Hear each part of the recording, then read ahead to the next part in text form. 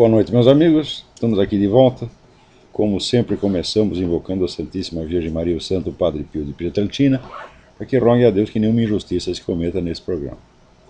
Só que falando em injustiça, você vê, chega aqui um aviso que foi publicado no YouTube com o título Pastor é detido em SP, São Paulo, por pregar contra o homossexualismo. Então, vejam vocês, a tal da PL 122 nem foi aprovada, nem é lei, mas já está sendo aplicada.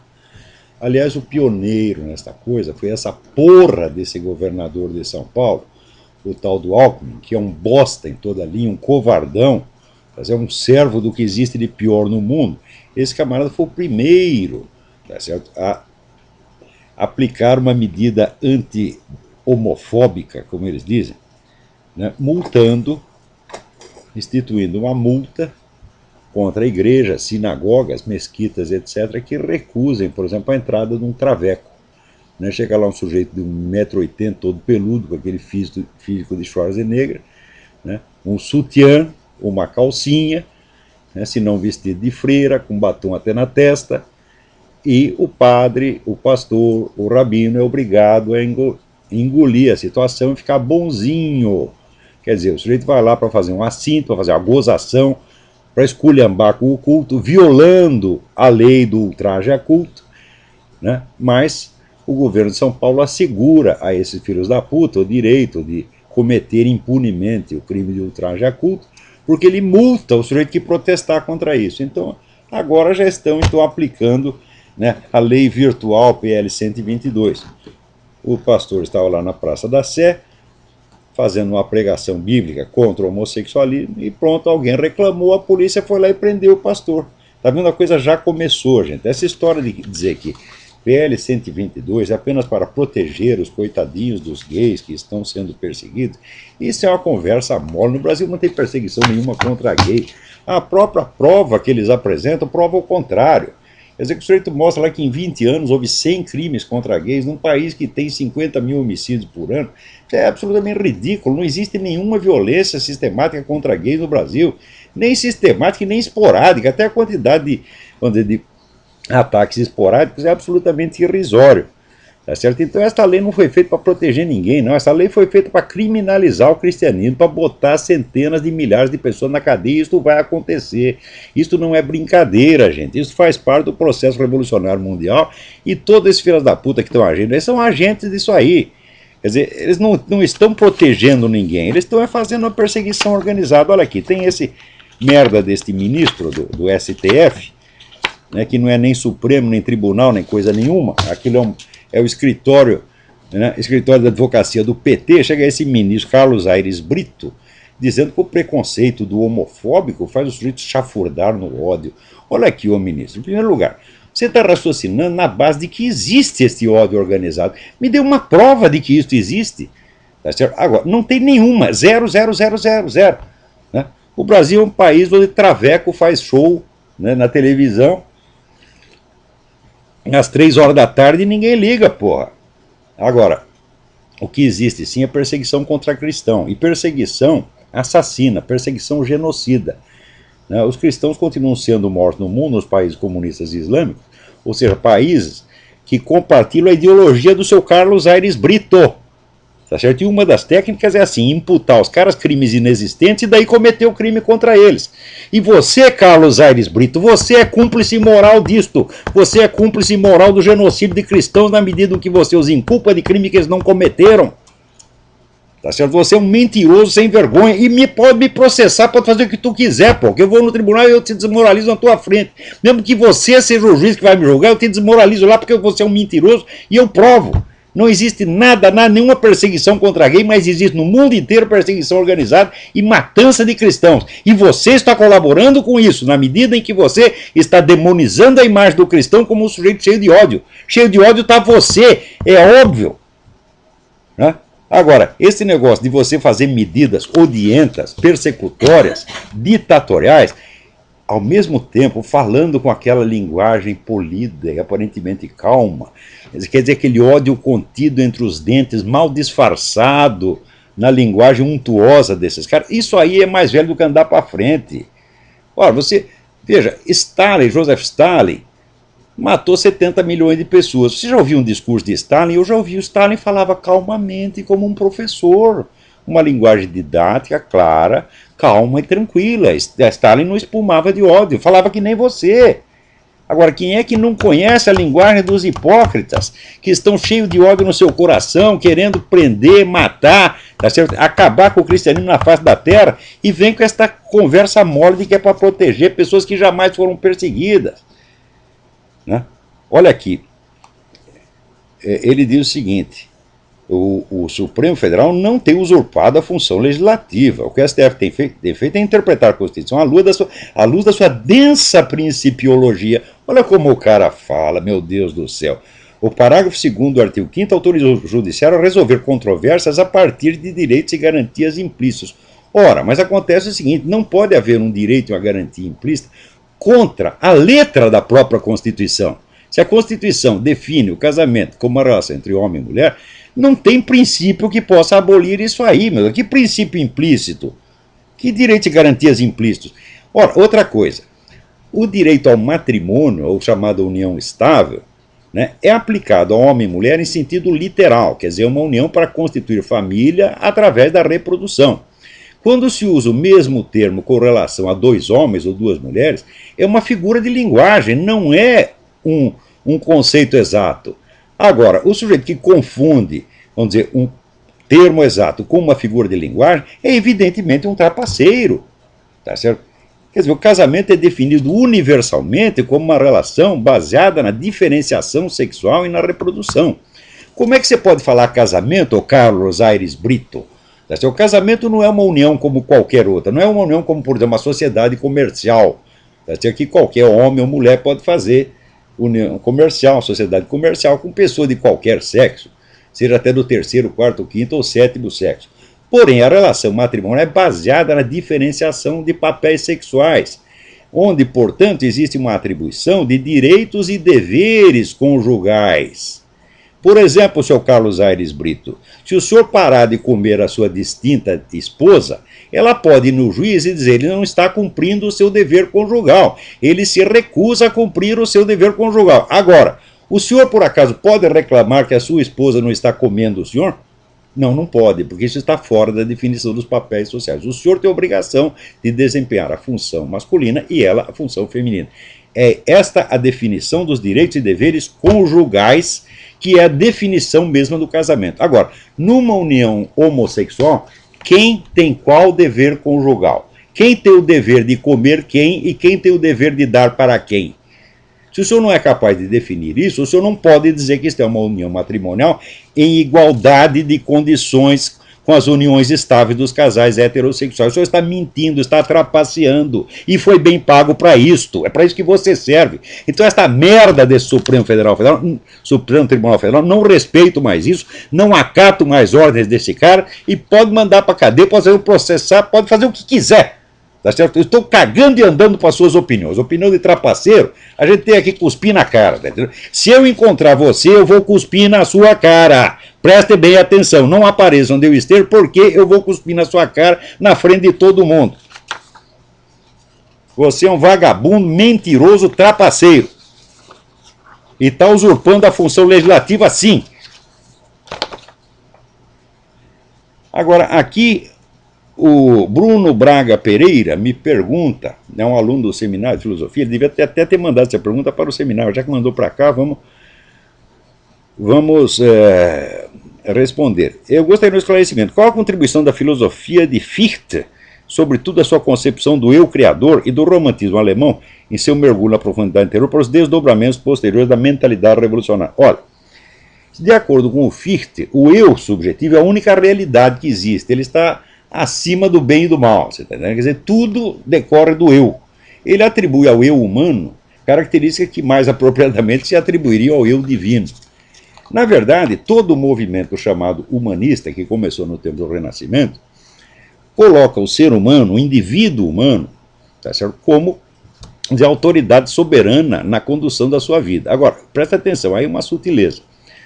Uma coisa é você dizer que nenhum ser humano, nenhuma instituição ou nenhum governo pode se sobrepor aos direitos do indivíduo. Outra coisa completamente diferente é você dizer que o próprio indivíduo está livre de quaisquer leis transcendentes ou imanentes. Tá certo? Então, uma coisa é você estar livre do governo, quer dizer, o governo não poder oprimir os direitos do indivíduo. Outra coisa é não haver uma lei divina, que é inclusive imanente na própria alma do indivíduo, e dizer que ele está livre dessa lei. Então, o humanismo sempre teve essa ambiguidade, essa dupla corrente, né? Libertar o indivíduo da autoridade coatora, libertar o indivíduo, vamos dizer, dos B10 que pretende orientar a sua vida, e libertar o indivíduo da lei moral, libertar do próprio Deus. São coisas completamente diferentes. Agora, na filosofia de Fichte, você tem vamos dizer, esta apologia, né, do eu como autoridade soberana. Então é claro que isso aí acabou contribuindo para a mentalidade revolucionária de qualquer maneira. Porque o que é o revolucionário? É o sujeito que acha que ele conhece o futuro e que, em nome desse conhecimento do futuro, ele então passa a ser o representante do futuro no presente e ele julga o presente com a autoridade do tribunal futuro que ele imagina, que virá quando estiver instaurado o reino da justiça e da paz sobre a terra. Então os tempos passados serão julgados. E ele, então, já se denomina juiz desse tribunal e já julga o presente e o passado agora. E daí manda a pessoa para a cadeia, manda para o paredão, manda para o Gulag, manda para Auschwitz e faz o que bem entende, né? Tudo porque ele é o eu criador, né? Então, Fichte, por um lado, tem grandes contribuições da filosofia. Ele não está brincando, ele não é um charlatão, é um filósofo de verdade, mas com esta teoria da onipotência do eu, sem dúvida, contribuiu para a formação da mentalidade revolucionária. Né? Peraí, tem alguém na linha. Alô, quem é? Alô? Olá? Eu? É o André da França? André, tudo bem? Tudo jóia, graças a Deus. Contigo? Tudo certinho. Ah, certo. Olá, olha só, só uma informação, né, que eu queria trazer, né, e aí eu gostaria de fazer uma pergunta depois, né? É o seguinte, no mês de maio, né, aqui na França, na cidade de Avignon, aconteceu aí uma grande manifestação cristã, né, contra um museu, né, que estava expondo lá alguns quadros, não sei se tinham visto essa reportagem, ouviu falar. Ouvi falar disso, sim. O povo se levantou com uma manifestação aí de, sei lá, de mais de 2.000 pessoas. Ou seja, consistia, assim, havia imagens, né, entre elas, havia uma imagem, um quadro, onde mostrava, né, nosso Senhor Jesus Cristo mergulhado num copo de urina, né? E aí... Pois é, esse pessoal pode fazer tudo, pode nos ofender, nos insultar, nos perseguir, e no fim os perseguidores somos nós. Nós é que temos a linguagem de discurso de ódio. Olha aí, o seu Carlos Aires Brito gosta disso, né? Jogar o Cristo na urina? Pode. Agora, você dizer que o homossexualismo, segundo a Bíblia, é errado, não, isso é crime, isso é perseguição, isso é discurso de ódio. Até quando nós vamos levar a sério esses vigaristas que estão invertendo a realidade na nossa cara? Os caras mentem cinicamente, porra. É completamente desproporcional esse discurso, né? E essa manifestação, ela surgiu mesmo efeito, né? Inclusive, foi tanto de católicos quanto protestantes, mas a maioria é católica. E, bom, houve um partido, inclusive um partido político, né, a direita francesa, aí, o Front National, que participou dessa manifestação, que esteve presente, que, vamos dizer, fez uma contribuição aí considerável também na manifestação. Enfim, as obras tiveram que ser retiradas, o museu chegou a ficar fechado por alguns dias, né? E tem que ser assim mesmo. E tem que protestar, mas é evidente que tem que protestar. Agora tem que protestar enquanto pode, porque os caras estão criando toda uma armadura legal para proibir a gente não só de protestar, mas até de falar, até de dar opinião. Mesmo que você dê opinião educadamente, eu sou um cara totalmente mal educado, sempre fui. Tá certo? Minha mãe fez o possível para, né, me melhorar, mas não conseguiu. Você está entendendo? Agora, esse pastor que estava falando na Praça da Sé, aposto que ele estava falando educadamente. Não adianta nada falar educadamente. O que importa não é o estilo que você está falando, é o conteúdo. O conteúdo está proibido. Agora, aí na França, o Front National já fez muita besteira, mas na hora que ele protesta em defesa da igreja, a gente tem que apoiar. Eles estão falando a coisa certa. Ninguém é obrigado a estar certo sempre e em tudo. Agora, aqui nos Estados Unidos também teve um protesto magnífico. Teve umas organizações ateístas, né, que estavam querendo espalhar uns banners e bottoms ateístas nos aviões no dia 4 de julho. E daí houve um movimento, 80% dos pilotos comerciais se recusaram. Mandaram os caras a merda, que é o lugar deles, porra. Olha só, agora tem cada coisa aqui. Adams Cardoso me manda uma notícia. É do seu conhecimento que a Lei 12.403, sancionada pelo presidente em 4 de maio de 2011, entrou em vigor ontem, quer dizer, 4 de julho? Resumindo, pela nova lei, passarão a ser, presta atenção, afiançados os crimes com punição de até 4 anos, como formação de quadrilha ou bando, autoaborto, lesão corporal dolosa, ainda que grave, maus tratos, furto, fraude, receptação, abandono de incapaz, emprego irregular de verbas públicas, resistência, desobediência, desacato, falso testemunho, falsa perícia, todos os crimes contra as finanças públicas, todos são afiançáveis agora, meu filho. O sujeito é preso porque ele roubou dinheiro do Estado, ele chega lá, ele paga uma multa e vai para casa. É claro que isso aí é opção fundamental pelo crime. Esses camaradas já decidiram isso há mais de 30 anos, no tempo em que começaram a circular, nos anos 60, os livros de Herbert Marcuse, que diziam que os bandidos eram parte da classe revolucionária. Desde então, esses intelectuais de merda têm feito o possível para proteger o criminoso e criminalizar o cidadão comum. Agora, veja, o crime de homofobia é afiançável? Ah, esse não, meu filho. Tu dá uma opinião, tu vai pra cana. Agora, se você faz uma lesão corporal dolosa, ainda que grave, quer dizer, você vai bate numa pessoa até mandá-la pro hospital. Você vai lá com um porrete, pega um taco de beisebol, esmaga todos os ossos do filho da puta, tá certo? E você chega na delegacia, paga a multa e vai pra casa. Agora, se tu falar que o homossexualismo é errado, ah não, aí não tem fiança. Meu filho. Quer dizer, o que é isto, porra? Nós estamos vivendo sob o governo de criminosos, isso aí é a apologia do crime organizado. Até quando vocês vão continuar respeitando essa gente, chamando de excelência? Tem que cuspir na cara, meu filho. Tá certo? Agora, o pessoal tem medo, né? O medo é um instrumento de opressão usado por esses caras. Quer dizer, é o medo de uma ameaça virtual. Você acha que o PT tem condição de botar todos os evangélicos na cadeia, todos os católicos na cadeia? Claro que não.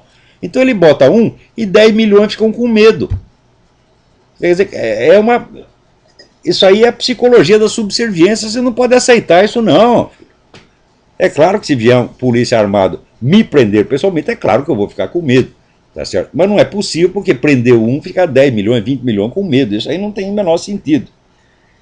Então aqui comenta o Cardoso: o bandido comete o crime, chega na cadeia, pode ser liberado mediante fiança pelo delegado de polícia. É a liberação do crime. O crime está liberado.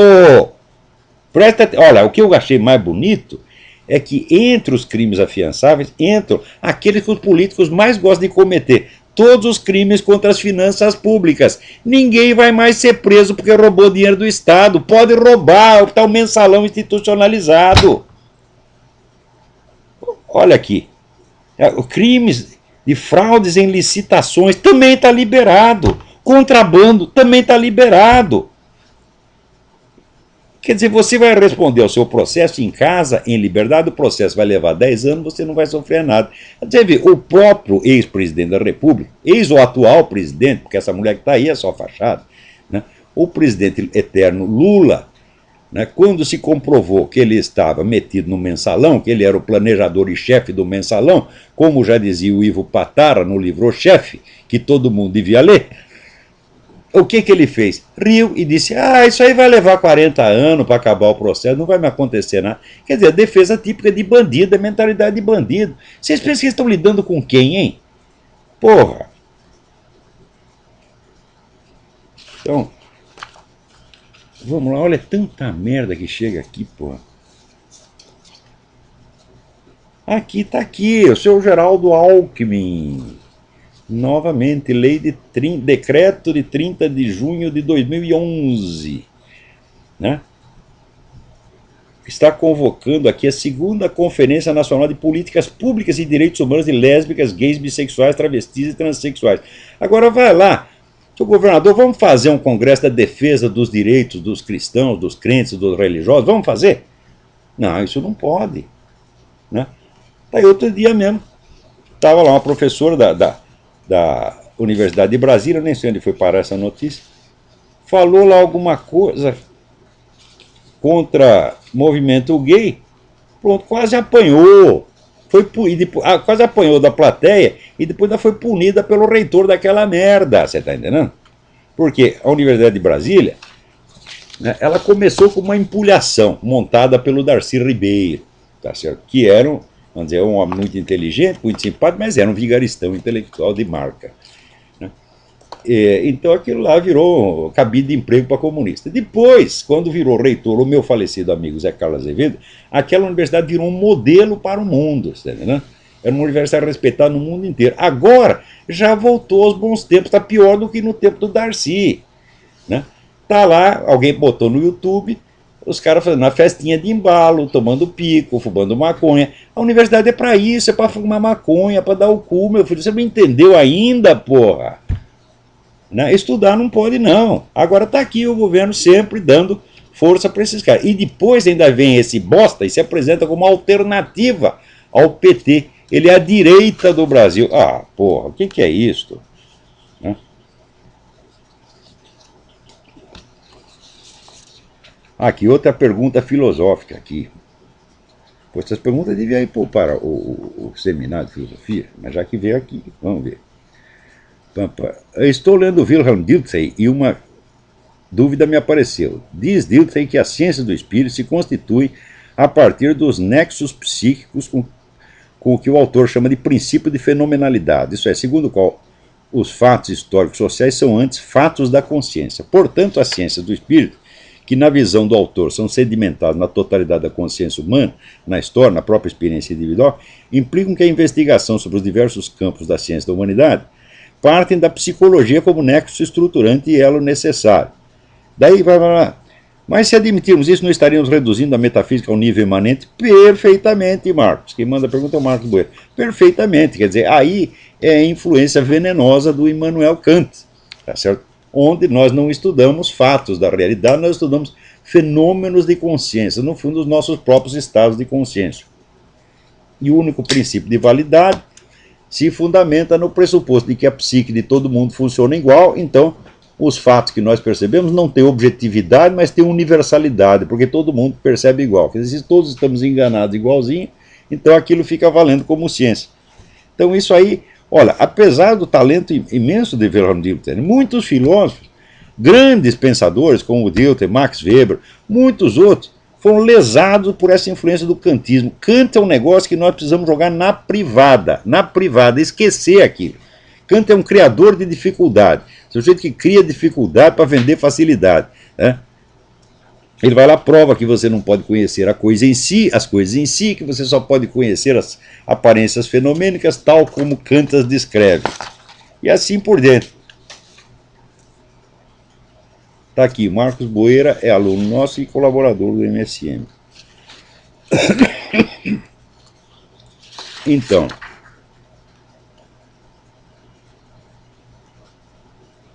olha aqui, até o Reinaldo Azevedo escreve aqui sobre o negócio da Universidade de Brasília. Né? A Universidade de Brasília é quase lendária, o UNB, que já chegou a figurar entre as mais importantes do país, figurar as mais importantes do país, no tempo Zé Carlos Azevedo, não foi no tempo do Darcy Ribeiro, não. Muito menos no tempo desse outro, como é? Até esqueci o nome do cara. Esse que foi governador lá de Brasília também. Cristóvão Buarque, é. Foi só no tempo do Zé Carlos Azevedo. É. Que era um homem preparado, um verdadeiro cientista, preparado no MIT, era um homem sério, e ele construiu a universidade. Agora esses caras estão lá demolindo. Né? Agora traz-se um verdadeiro monumento ao modo petista de fazer educação. Ao pouco foi deixando de ser o centro desse lema para se transformar num emblema até folclore da baixa qualidade do ensino, do atraso ideológico, da vigarista acadêmica. Se fumar maconha, por exemplo, fosse exercício da liberdade de expressão, o UNB já teria fundado um novo iluminismo. como o Voltaire da bagana, o Diderot do baseado, o Rousseau da marihuana, o Montesquieu do Beck. É isso mesmo. Com a ressalva de que Voltaire, Diderot e tal eram uns bons pilantras também. Alô, quem tá na linha aí? Oi. Oi, quem é? Oi. Quem é? O Gustavo. Gustavo, tudo bem? Eu tô indo para os Estados Unidos. Fale mais alto. Eu vou para os Estados Unidos passear. Uai. E visitar o senhor. Uai, pode visitar. Eu vou para Nova York e eu pegava um avião e visitar o senhor. Pode vir visitar. Você simplesmente me informa o número de telefone que você está e eu te informo como é que você chega aqui. Como que eu vou poder falar com o senhor? Você simplesmente me manda um e-mail pelo olavo@olavodecarvalho.org, avisando, estarei aí de dia tal a dia tal. É só isso, o resto deixa por nossa conta. Então aqui, olha aqui, tem um negócio impressionante.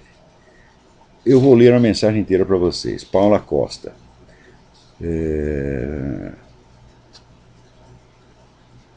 Sou perita do Ministério Público do Distrito Federal e nessa instituição os progressistas, no sentido que o Reinaldo Azevedo dá essa palavra, são muito assanhados, falam o que bem entendem sem serem contestados. Pois bem, desde que cheguei ali há 1 ano e meio, passei a participar das discussões e os tais progressistas não têm conseguido emplacar uma única discussão, o que os deixou furiosos comigo. Resumindo bem a ópera, estou enfrentando um processo administrativo por conta das opiniões emitidas. Olha aí, Ministério Público, meu filho, está aí para implantar a injustiça, a perseguição e o crime. Né? Resumindo bem, eles usam palavras de baixo calão, ofensas pessoais, ameaças e eu estou sendo processado. Agora, quando eu chamo desses caras de filho da puta, que é a linguagem que eles costumam usar normalmente, a linguagem que o presidente usava em reunião ministerial, então eu que sou boca surda. Né?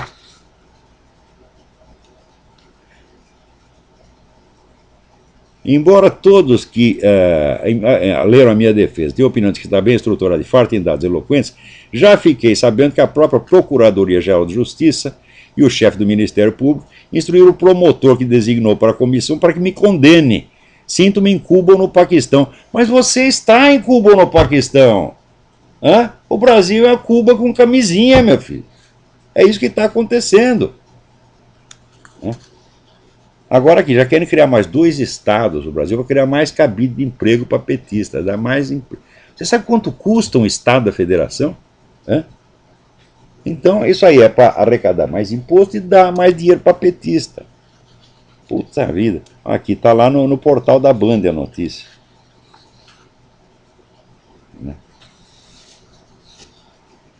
Aqui, também, aqui a Ana Elisa me manda um negócio dizendo, olha, estardalhaço criado na mídia, forçando a briga entre os sócios controladores do Pão de Açúcar e Carrefour, está camuflando uma operação do governo para influenciar e intervir diretamente no setor do supermercado. Lamentavelmente, o governo está articulando nos bastidores mais uma intervenção direta na economia do país. Mas é assim mesmo, porra. Essas fusões todas, elas fazem parte da estratégia revolucionária. Isso aí é mais antigo que andar para frente. Aqui, Carlos Rodrigo Pioli manda aqui. Eu gostaria que o senhor publicasse seu perfil no YouTube um vídeo que falasse um pouco sobre as urnas eletrônicas, segundo denúncia do deputado Fernando Chiarelli. O deputado Fernando Chiarelli há tempos está denunciando que as eleições no Brasil são completamente fraudadas por via eletrônica. Faz tempo que ele está falando disso. E olha, as coisas que ele disse são sérias. Tá certo? E por causa disso já tem recebido ameaça de morte. Agora, alguém coloca lá no YouTube um texto dizendo o seguinte: o Olavo de Carvalho é pró-judeu e pró-maçom. Ele só é contra o Concílio Vaticano II, porque, segundo ele, o Concílio tem a obrigação moral de denunciar os crimes do comunismo que têm ocorrido até ali. Mas ele não é contra o Concílio Vaticano II no aspecto teológico, que se refere ao seu ecumenismo humanista. Ecumenismo humanista é o cu da sua mãe, rapaz. Que história é essa de contra ou a favor? Você acha que eu estou aqui para ficar julgando tudo? Eu sou contra isso, contra aquilo, contra aquilo, contra aquilo. Sou a favor disso, disso, disso. Quer dizer, o seu pensamento é assim, isso é pensamento de quem só tem dois neurônios, um que vai, um que volta, um que é a favor, outro é contra. Pensar no entender desses filhos das putas é botar um carimbo. Sou contra, sou a favor. Sou contra, sou a favor. Ora, meu filho, a gente pode ser contra ou a favor ideias e atitudes. Agora, contra ou a favor povos e instituições não tem o menor sentido. Como é que eu vou ser contra ou a favor de um treco chamado judeu? Povo judeu. O povo judeu é uma ideia, é uma doutrina, é um partido político, não é um povo. Não faz sentido você ser nem contra nem a favor. Essa categoria não se aplica, meu filho. Está entendendo? Com relação, vamos dizer, à maçonaria, eu digo, olha, primeiro, a maçonaria é um fenômeno muito complexo, existem diversas maçonarias, umas contra as outras, aquilo é uma confusão dos diabos. E o que quer dizer ser contra a maçonaria? Quer dizer, você vai ser contra tudo que a maçonaria fez? Então, se você é contra tudo que a maçonaria fez, meu filho, você tem que ser contra a República Brasileira. Tá certo? Mais ainda, note bem, quando se proclamou a República no Brasil, durante o Império, os dois imperadores pertenciam a uma ala da maçonaria que era ferozmente anticatólica. Então, oprimiram a igreja católica tudo quanto é jeito, não deixavam abrir novas igrejas, não deixavam abrir escolas religiosas. Eu sei o seguinte, quando começou o Império, tinha 3.000 monges no Brasil, quando terminou tinha 8. Quer dizer, mais um pouquinho ia acabar a igreja católica. Daí o que aconteceu? Uma facção da maçonaria se uniu com a igreja católica e fez a república e instaurou a liberdade religiosa. Graças a isso existe religião católica no Brasil. Ora, eu vou ser contra 100% da maçonaria, então tem que ser contra isso também, porra. Quer dizer, que história é essa, porra? Quanto com relação aos judeus, meu filho, os judeus já fizeram muita cagada no mundo. A pior cagada é a seguinte, é que eles afagam e ajudam os seus próprios traidores. Vamos dizer que se os traidores fizessem mal só para os próprios judeus, então seria apenas um caso de masoquismo. Mas esses traidores fazem mal para o resto da humanidade. Está aí o tal do Noam Chomsky que mente o tempo todo contra Israel. Agora, eu garanto, aí tem uma diferença brutal, porque se você é um muçulmano e fala mal do Islã, os caras te condenam à morte. Agora, se você é judeu e fala mal do judaísmo e de Israel, o que os caras fazem? Eles te convidam para falar no clube israelita, afagam a sua cabeça porque você é patrício. Você está entendendo? Então, não precisa fazer que nem os muçulmanos condenam os caras à morte. Mas tem que parar de puxar o saco dos inimigos, né? Porque eles não são só seus inimigos. Se for só no seu cu, fala, bom, você é o dono, tá certo? Mas eles fazem mal para vocês e fazem mal para o resto do mundo. Então, eu nunca tive papa na língua para falar nem de judeu, nem da igreja católica, nem da maçonaria, nem de quem quer que seja, só que eu discuto pontos concretos. Você é contra uma atitude concreta, uma ideia em particular. Agora, ser contra ou a favor de pessoas, instituições ou povos, isso é coisa de desocupado como você. Eu nem sei o nome do filho da puta que pôs isso no YouTube, né? Então, agora, ser contra ou a favor do Concílio Vaticano II, fala, não faz sentido também, meu filho. Um concílio é um fenômeno imenso, tá certo? Que abarca milhares e milhares de páginas de documentos e não é possível que tudo aquilo esteja errado. A gente é contra uma ou outra coisa que o concílio fez. Por exemplo, as modificações que fez na missa foram muito ruins, tá certo? E também, vamos dizer, a cumplicidade que tiveram com o governo moscovita, que enquanto isso estava matando milhões de pessoas, também é uma coisa imoral. O que não quer dizer, sou contra o Concílio Vaticano II. Ninguém pode ser contra um concílio inteiro, meu Deus do céu. Porque o concílio se constitui de todas as discussões que o compuseram. Tem todas as correntes lá dentro. Tá certo? Agora, nas suas consequências, algumas podem ter sido bastante lesivas.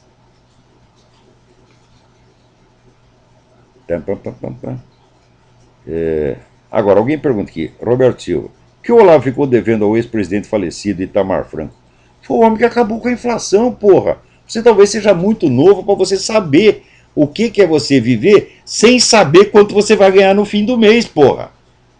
Né? Você tem um salário nominal, esse salário pode valer alguma coisa, pode não valer nada. Então você ficava na mão dessa coisa, porra. Quer dizer, a inflação comia metade do seu trabalho todo mês, porra. Isso aí durou 50 anos e foi o governo Itamar Franco que acabou isso. Como é que nós vamos dizer que o cara não fez nada? Outra coisa, ele tem muito pouco tempo para governar. Se tivesse mais tempo, teria feito outras grandes coisas. mas só, vamos dizer, acabar com a inflação, dar estabilidade da moeda, que é a condição mínima, mínima, mínima, para que um povo possa existir e trabalhar com alguma segurança de que o seu trabalho vai ser recompensado, nós temos que ser gratos a esse homem. Outra coisa, Itamar Franco nunca meteu a mão em dinheiro público. Todos se meteu, estão todos sujos. Itamar não se sabe nada contra ele. A única coisa que sabia é que ele apareceu no palanque com a tal da Lilian Ramos, que estava lá com a buceta meio à mostra, e fotografaram de baixo, aparecia a xoxota da dona. Agora o Itamar Franco, que também não era flor que se cheira, ele, né, ainda foi lá acompanhar a mulher até o hotel e ainda deu os beijinhos. Né? Então, mas é isso que você pode acusar o cara. É o máximo que se sabe contra ele. Então aqui, sempre tive o maior carinho pelo doutor Itamar Franco, lamento a sua morte, morreu pobre, morreu pobre. Quanto esse cara vai morrer pobre? Você imagina o Lula, que saiu da merda, né? Agora é multibilionário, ele e o Lulinha, né? Se o Fernando Henrique Cardoso, que era um coitado de um professor da universidade, ganhar uma merda, vai ver como é que ele está agora, porra. Agora, o Itamar morreu pobre. Ai, ai, ai. Aqui também. Então, olha, o Reinaldo Azevedo diz, o Itamar era controverso, mas não era ambíguo moralmente. Né? Olha, de todos os presidentes que teve nos últimos 50 anos, foi o mais decente. O mais decente, o único que merecia respeito. Não foi, vamos dizer, um grande estadista, tal, mas foi um governante honesto, correto e que fez o bem ao Brasil. Né?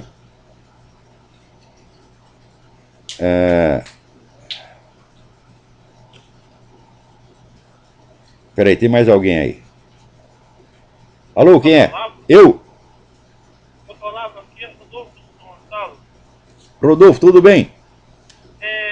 São duas perguntas que eu gostaria de fazer e uma pequena propaganda do site que a gente estava inaugurando essa semana, que é um site sobre apologética católica, sobre cultural. Pode dar um endereço aí que a gente vai lá.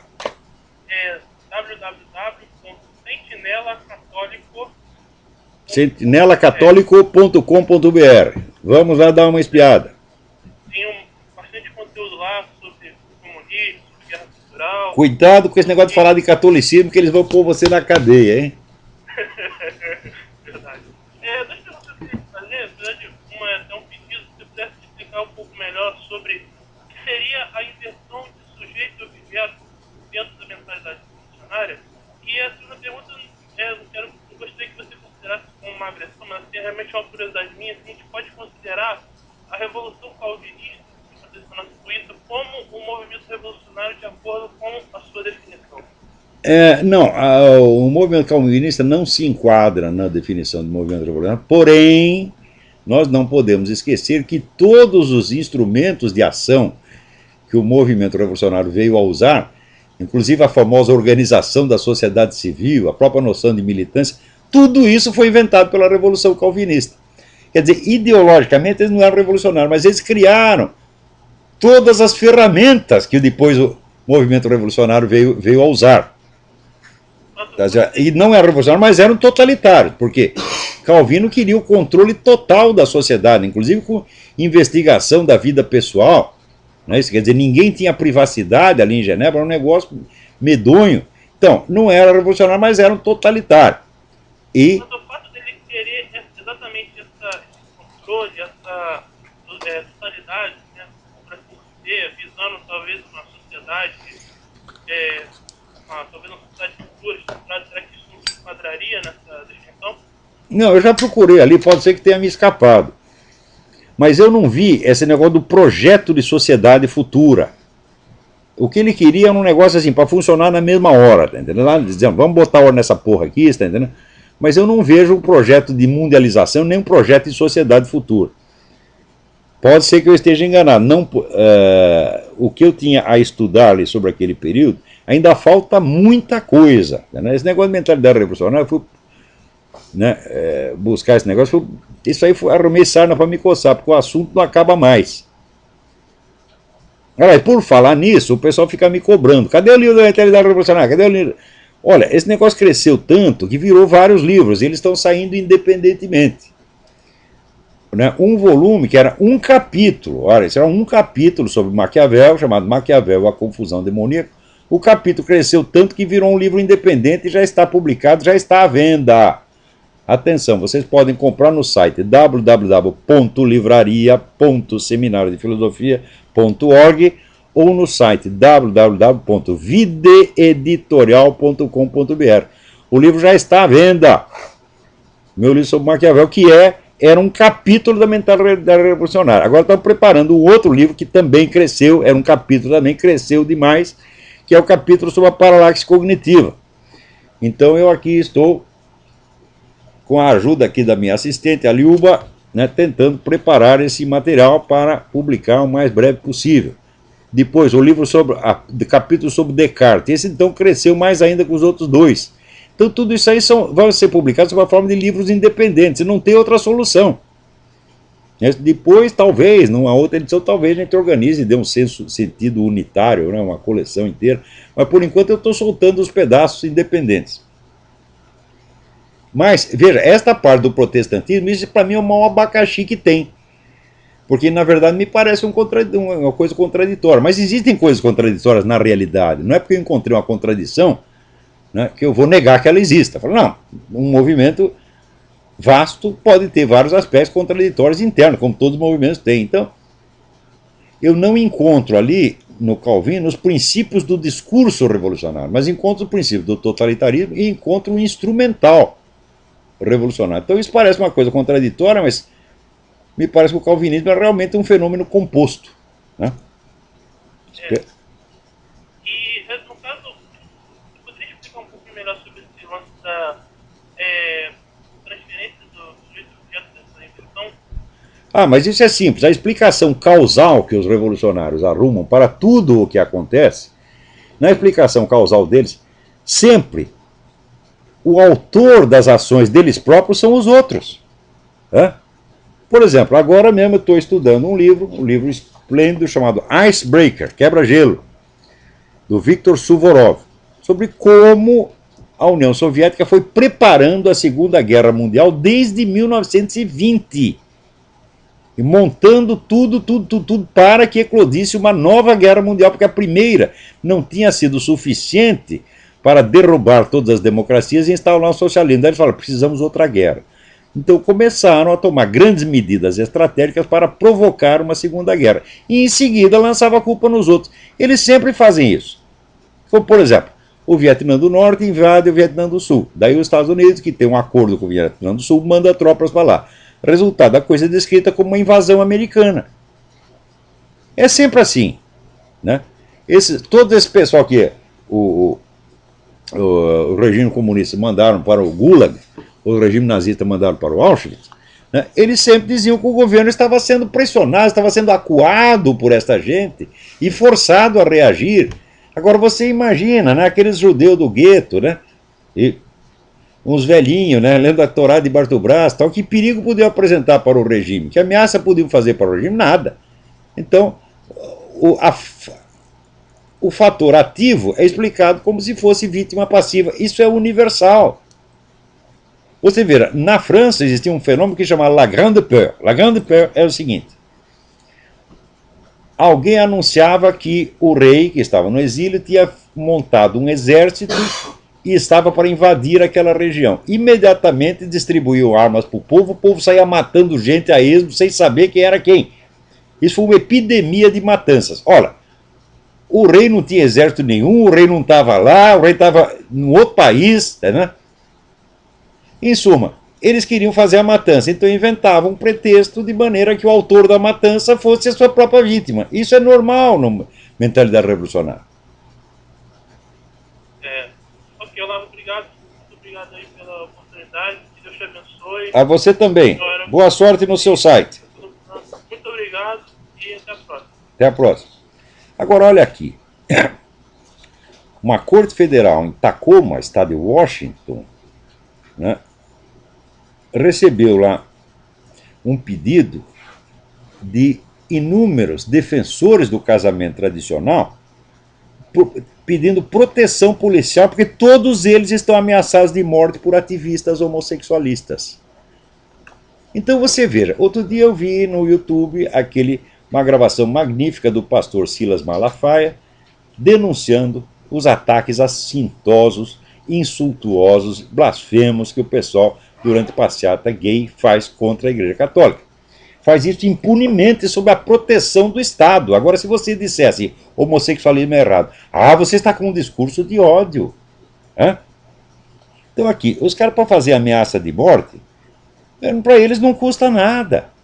Por exemplo, praticamente todos os líderes defensores do casamento tradicional no estado de Washington estão sob ameaça. Isso aí não tem problema aqui. As frases que os caras recebem: eu vou matar você e sua família. Né? Então, this woman is so fucking stupid. Someone please shoot her in the head. Again and again and again. Eu vou matar o pastor. Né? E assim por diante. Você está morto, talvez não hoje, talvez não amanhã, mas logo. Né? Eu sou um gay que possui armas e você é o meu próximo alvo. São milhares de mensagens desse tipo. E é essa putada que fica se fazendo de vítima. É a inversão de sujeito e objeto. Tá vendo? Agora, aqui, olha outra coisa. No Brasil agora tem um projeto que parece já estar sendo aplicado, em que as escolas do ensino médio fundamental possuem o direito de monitorar o comportamento de seus alunos nas redes sociais, na internet, podendo inclusive puni-los caso eles fujam do comportamento politicamente correto. Quer dizer que o aluno da escola está lá vigiando, você está, né, no YouTube, no Facebook, etc, etc, e está lá a diretoria da escola vigiando o que você fala para punir. Meu Deus, isso é um pesadelo! Isso aí é o Estado soviético sendo implantado, meu Deus do céu, e vocês não acordam, porra!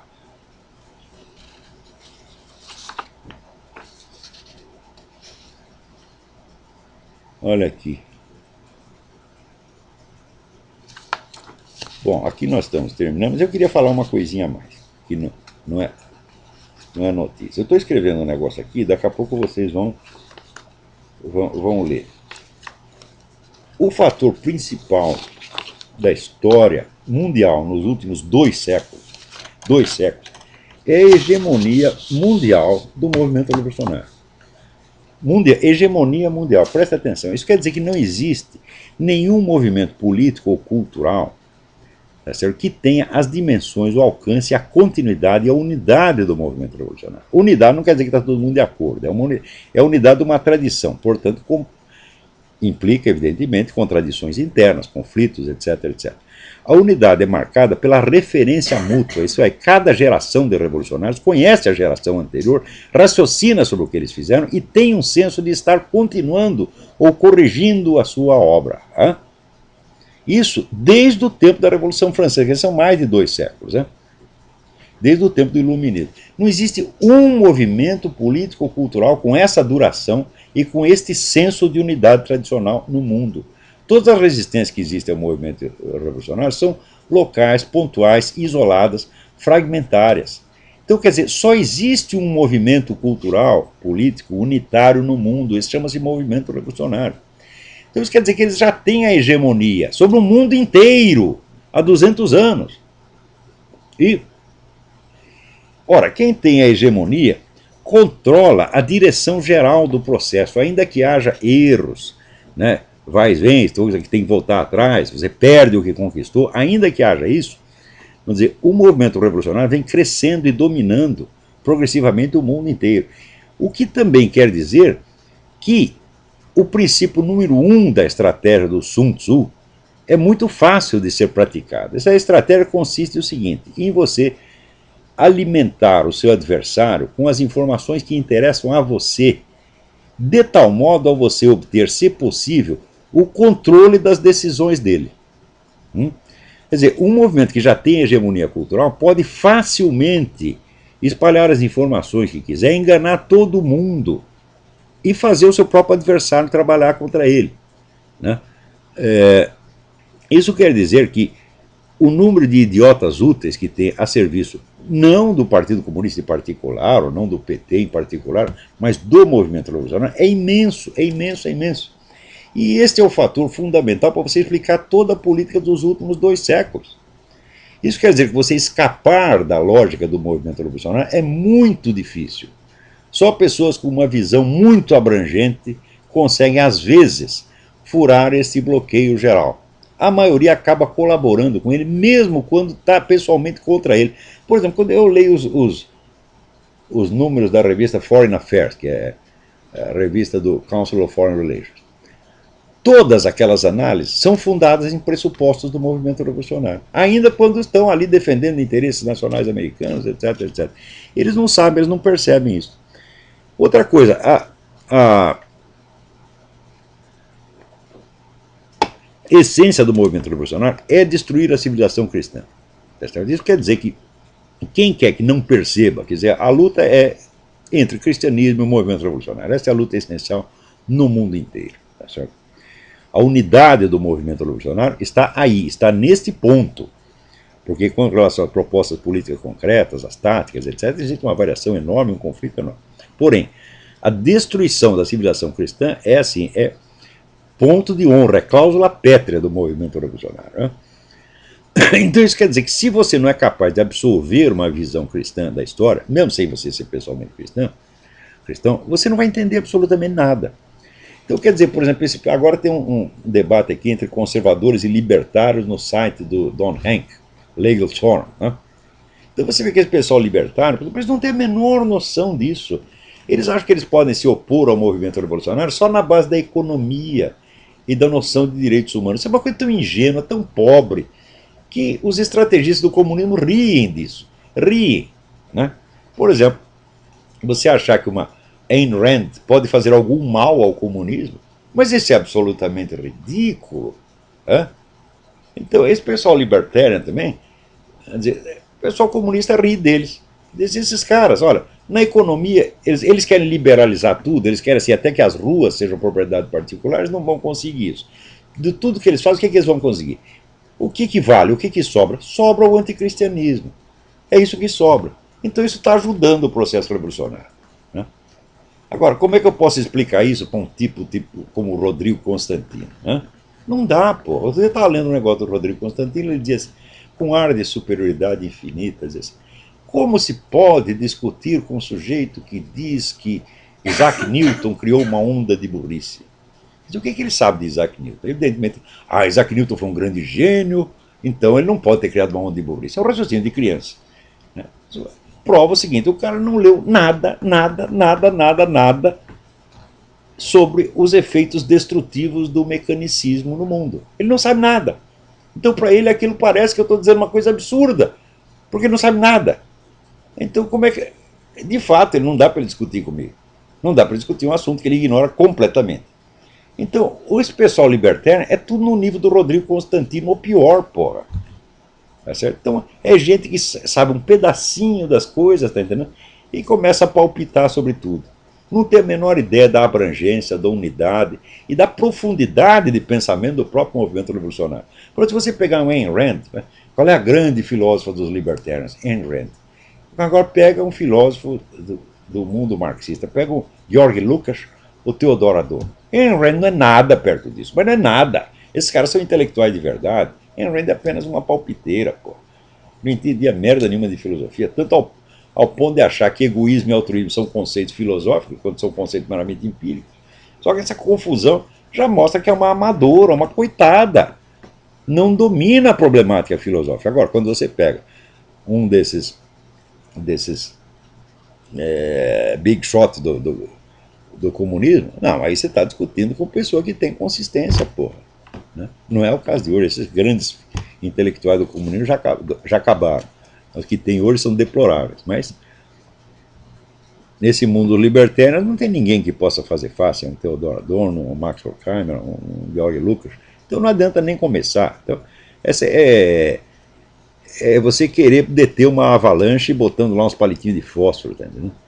Então, toda a resistência que existe ao movimento revolucionário é parcial, né, limitada, local e impotente. E este é que é o problema.